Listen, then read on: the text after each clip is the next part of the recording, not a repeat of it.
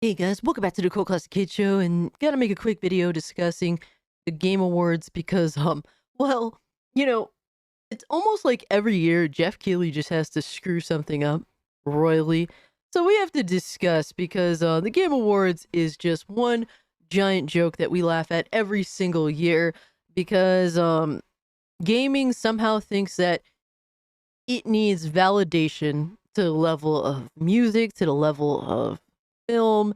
And so we have these bullshit ass game awards every single year because unfortunately gamers really are desperate for that validation. They want gaming to be the same like music and film. And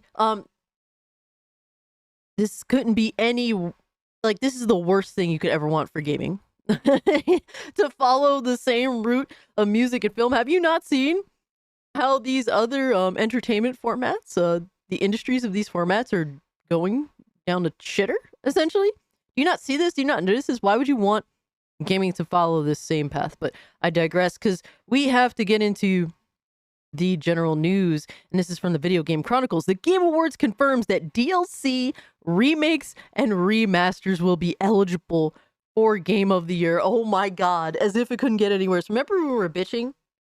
We were bitching that Resident Evil 4 remake got a Game of the Year nomination. Well, forget just remakes being nominated, but remasters too. Insane. And then on top of it all, not even actual whole video games, but DLCs of video games. I am absolutely flabbergasted. Shadow of the Erdtree is eligible for Game of the Year at this year's Game Awards. The Game Awards has confirmed DLC will be eligible for all of its awards categories ahead of shortlists being announced on Monday. On Monday, producer Geoff Keighley's annual award show will be announced, which already happened, and we're going to briefly go over the Game of the Year contenders. Announce the shortlist for each of the categories in an FAQ post. The award show's website. It is confirmed that DLC expansions, remakes, and remasters are all eligible for the short list. The website now reads, the Game Awards aims to recognize the best creative and technical work each year, irrespective of the format of the content's release, expansion packs, new game seasons. What? So theoretically, a Fortnite new season could be eligible for Game of the Year. This is how retarded, absolutely retarded, not just the Game Awards is, but Geoff Keighley himself. DLCs, remakes, and remasters are all eligible in the categories if the jury deems its new creative and technical work to be worthy of a nomination factors such as newness and of the content and its price value should be taken into consideration. Wait, price and value can be taken into consideration? What? Like price specifically? There's a lot of things wrong here, guys. There is a lot of red flags. Price to be considered with art for a reward ceremony. Crazy. Jury members of the Game Awards were made aware of the inclusion of DLC remakes and remasters ahead of submitting their nominations. The events of the 10th annual gala celebration will again take place on a traditional venue at the Peacock Theater in Los Angeles, California, and be streamed live on various platforms. Just so you guys know, it happens to be on a Thursday, so I certainly will be reacting to this live Thursday night with you all. I hope you will all join me because it is going to be a complete total shit show, and I can't wait to have fun laughing at it with you all. And since it's a Thursday, I will move my Twilight Zone to Gaming live stream to Friday, but I'll definitely let you guys know about that when we get closer to the event. But the Game Awards 2023 broke the event's viewership record with an estimate of 18 million live streamers. The 2023 event, which, and honestly, with this whole thing, I hope you will all come to my stream where we could laugh at the Game Awards to take away from the viewership that the official Game Awards actually gets. Because the more of you watch me instead of watching the official event, the better that is. Because I would love to see Geoff Keighley fail. I'm not gonna lie. The 2023 event, which also took place at Peacock Theater, Los Angeles, major production features, musical performances, all the bullshit that gamers don't even give a fuck about. So, yes, this is unprecedented levels of fuckery. I don't know Who thought this was a good idea? Geoff Keighley needs to be stopped. I say this just about every year. But Geoff Keighley's response to all this was kind of funny. He said, what's your prediction for the biggest snub in the nominations tomorrow, the Game Awards? Trying to be a smug little prick he is. And my response was, bigger question is, which companies are going to run a train on you this year, Geoff? Yes, I would like to know ahead of time. Too bad he didn't answer my question. Did he block me? I deserve to be blocked for that when I earned it. Aw, man. I'm gonna have to try harder next time, but yeah, essentially, when it comes to Geoff Keighley and the Game Awards, that's literally what happens every year. A bunch of these mega corporation companies just run a whole fucking train on Geoff Keighley every single year, and he thinks that he actually has a leg to stand on. But let's continue to the actual Game of the Year nominations themselves, because there's a reason why they had to clarify what is, what can be nominated for Game of the Year. Now, Astrobot, from everything I've seen, looks like a phenomenal platformer that really just takes a lot of great things from a lot of other platformers and influential video games and kind of puts them together and to create a magnificent platformer from everything I've seen. So I'm not even surprised that this is nominated. Balatro is a game that I've played. A lot of my friends are very people love this game. And I think that it's a solid game for what it is, but I'm not particularly floored by it. But I know that every single year for Game of the Year nominations, they always want to choose an indie game to put on this list. And every year we kind of shit on the indie game.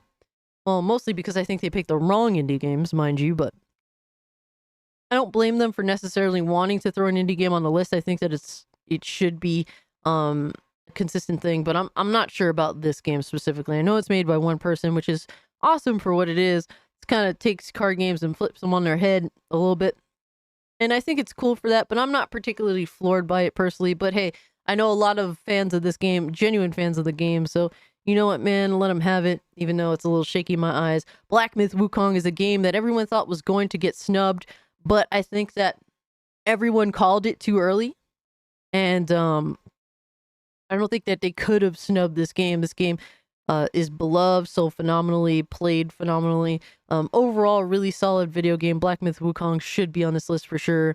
And I'm actually surprised that they held true to that. Now, the obvious elephant in the room is Elden Ring Shadow of the Erd Tree, a DLC of Elden Ring from FromSoft. And from everything I've heard, the DLC, it is truly phenomenal. It is extravagant. It is amazing. But at the end of the day, it is a DLC game. It is not a whole game. This game Shadow of the Erd Tree cannot run its own. It's not its own game. So for it to be nominated for Game of the Year when it's not even its own game is blasphemy in my personal opinion. Now, there is another category, if I'm not mistaken. It's called Best Ongoing Game. And I really feel like DLCs for games should definitely fall under this. It shouldn't just be live service games, such as Helldivers 2, Fortnite, Final Fantasy 14, Diablo 4, Destiny 2. This shouldn't just be for live service games. This should also count for DLCs like Shadow of the Erd Tree.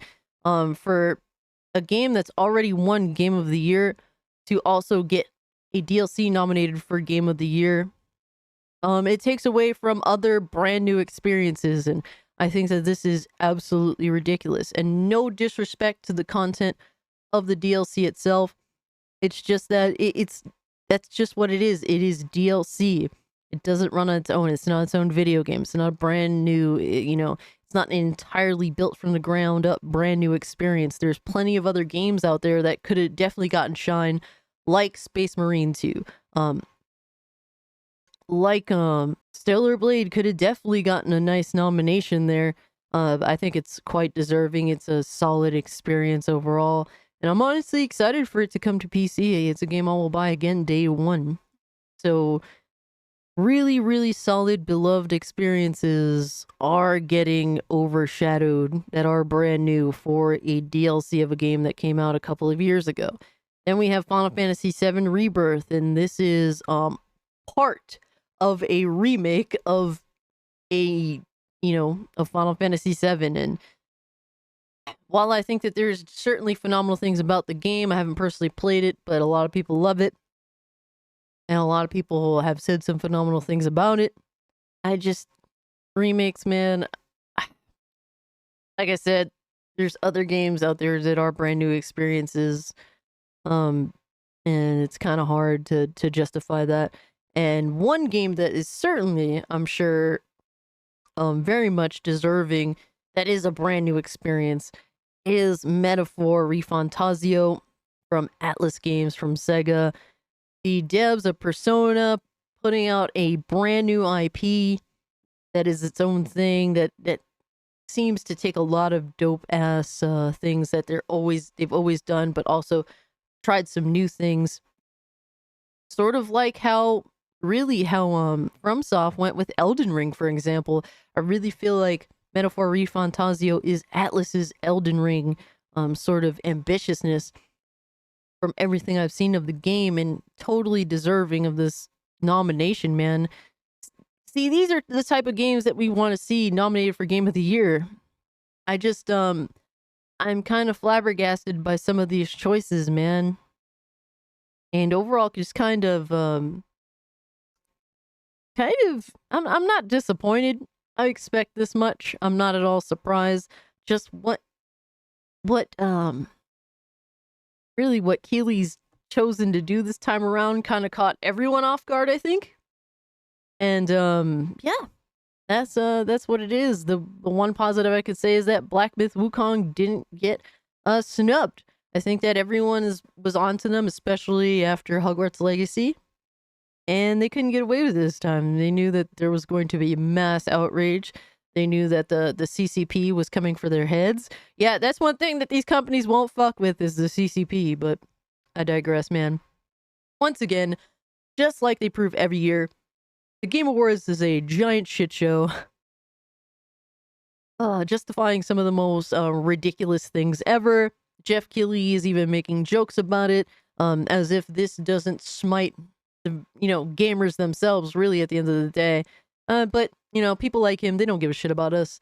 They pretend to just enough to get us on board, but really, he's hooked in with all the companies, and that's just what it's all about, man. This is why we laugh at the Game Awards. I always seek to take viewership away from them. So if you want to, come hang out with me when the Game Awards goes down on Thursday. I forget what day exactly. But either way, I'll definitely let you guys know more info, but I would love it if you come hang out with me to watch the Game Awards so that we can all laugh at it together.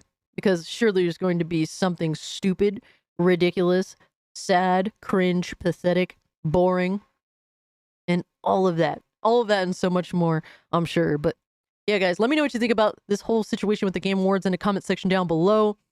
Do you think a DLC like Shadow of the Erdtree deserves to be nominated for Game of the Year, or should it go under another category? Let me know. And let me know, really, what is your personal Game of the Year? For me, hilariously enough, I'd have to say it's probably Dead Island 2. Because it came to Steam this year. And I didn't acknowledge its existence until it came to Steam this year. So I guess that, I don't know if that necessarily counts. It doesn't likely count since it technically came out last year, but I don't give a fuck. It came to the platform that I play video games on this year. And it was phenomenal. Besides a little glitching. One that cost me in the last boss fight a little bit, but other than that, yeah, I love Dead Island 2. It's an amazing game. Hey guys, with all that being said, if you can like the video, share the video, subscribe to the channel, follow me over on Twitter at Mario Kart if you'd like to continue the conversation. Consider becoming a channel member. Gets you 99 cents, get you instant access to the Discord, get you dope ass emotes for the Thursday night Twilight Zone of Gaming live stream. Join me there 8 p.m. every Thursday night. And yeah, guys, with all that being said, I'm out. Peace.